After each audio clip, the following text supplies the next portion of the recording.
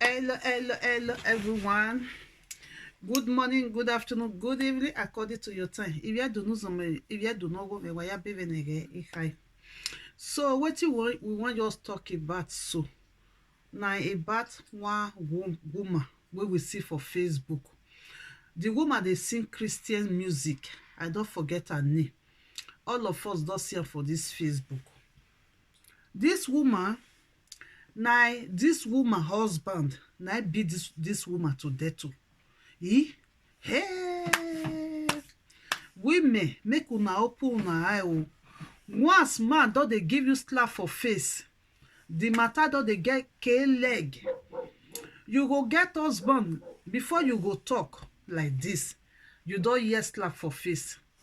One day, if the man beat you like this, e no good. Na I make this abroad wey all of us dey so. If husband and wife dey fight anyhow, e no good. Dem dey collect children from them. E still get one lady when the woman cry come and say the France people dey collect children from her. Later we come know say this woman and her husband na so fight dem dey fight. Dem fight from Germany come reach France. Na so fight na dem dey fight. How woman and man go dey house front of your children, una go dey fight like this? E no good. This abroad wey we just dey so, dem no dey gree. No be Africa we dey, wey man and woman go dey fight anyhow for present of your children. No. And e no good make man dey beat your wife anyhow. Abeg, we the women, make we open this our eye o. If your husband don dey give you slap for face like this, una go know say the thing don dey get leg. E don dey get leg o. Talk like say the man come carry blow dey beat you like this. E no good at all. We the women, make we open our eye o. We the women, make we open our eye. So na so some women still dey. Some women, I dey see am for telephone news, especially the news, the white people. The women, before their husband was just still talk like this, they will just give their husband slap for face. Una know wetin the man dey do? The man go waka go police station. The man go go report your wife. Say his wife, before he go just talk, his wife go give am slap. Before he go just talk, his wife go give am slap. As they put man for jail, na so woman still dey go jail for. Woman no fit just dey slap your husband anyhow. And also with the man, men no fit dey beat their wife anyhow like that. They no dey gree for this abroad. So if you be man, if before you go talk anything, the woman go say he wan give you to Ogbaligbe. Before the woman go say he wan give you to Ogbaligbe, make you waka go there, go meet Ogbaligbe. Say before you do anything, before you talk, your wife dey slap you. Also with the women, before you go talk anything, your husband don slap you. Not be love o. Me, I never see this one since when me take the husband house. No, not be love o. Before you talk one, talk two. Before you tell your husband, say where you for dey come from, you don see slap for your face. Before you go say you dey craze, you dey man, the man don dey carry blow, dey beat you. No. Na this man take me wife o.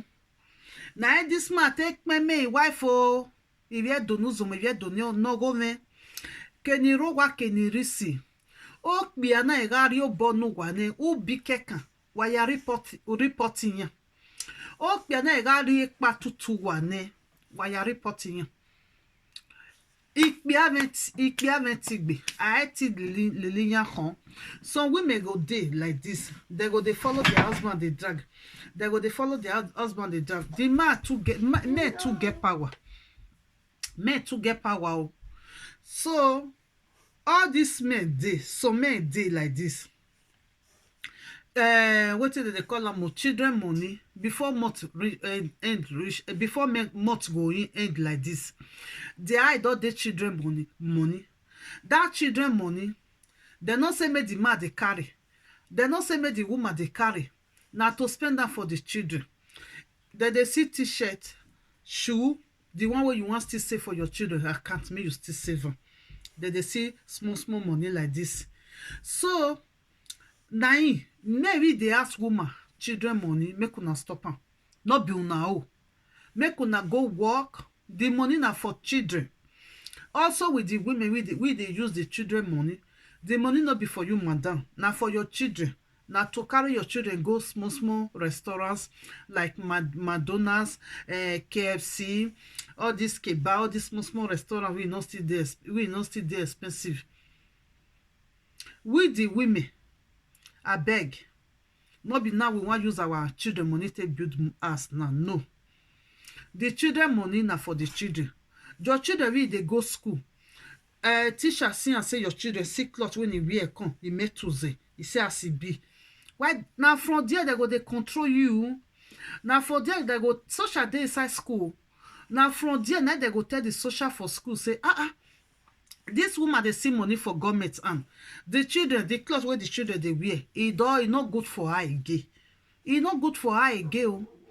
So husband and wife we just dey fight. E no good o. Husband and wife one still dey France like that, wey dey collect their children last week. They collect all these people children last week. Why? Before we come know say husband and wife na so fight, they fight for his house.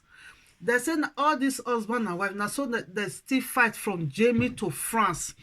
When they come still reach France, na so fight, they fight. That make up Gbalegbe come that place that they come collect that children. We will be the mama, the mothers. We carry our children for good 9 months. May we still the reason up sometimes.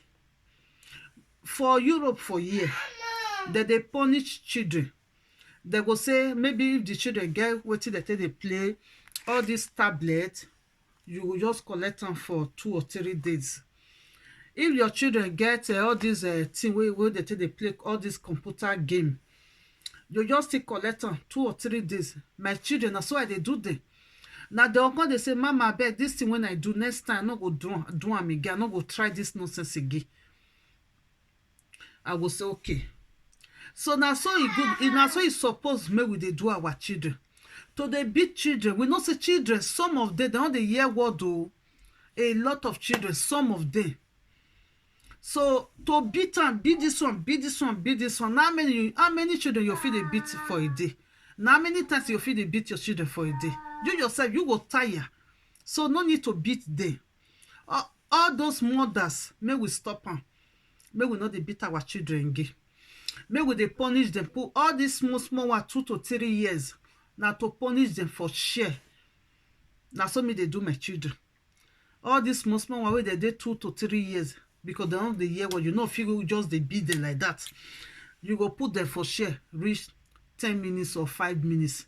You go say this thing not do am again. You go say, okay, mommy. Yeah? So may we not dey beat our children. For example, now we know they do all this thing. We are Gbalegbe go come waka come like this, say, madam, you dey beat your pikin. Madam, you not buy this thing for your children. That they see clothes we not too cost. You just see buying all these t-shirts, all these knickers, some they come so. Maybe they try to maintain our children. So that make government for know say this mama if they carry for her children. This papa, this husband and wife, they carry for their children. So I know you don't know some of you don't know who me. Ni mala wo. E money ya vi ma vi sina obun gbene. Ni ma use san rima. E money ya wa vi vi sina o gi. Mani vi Africa, ma here be careful. Children where they collect for this abroad, it not too much. Now we the mothers, now we the parents, now we go be careful. Now we go be careful. May they not collect our children. Why? May we they buy clothes for our children. May we they buy shoe for our children. May we they do their hair well. The boys cut their hair, fine shape. The girls, woman, place your daughter hair. So that if your daughter they go school, your daughter will still look beautiful. If mama they do all these things, me I not see one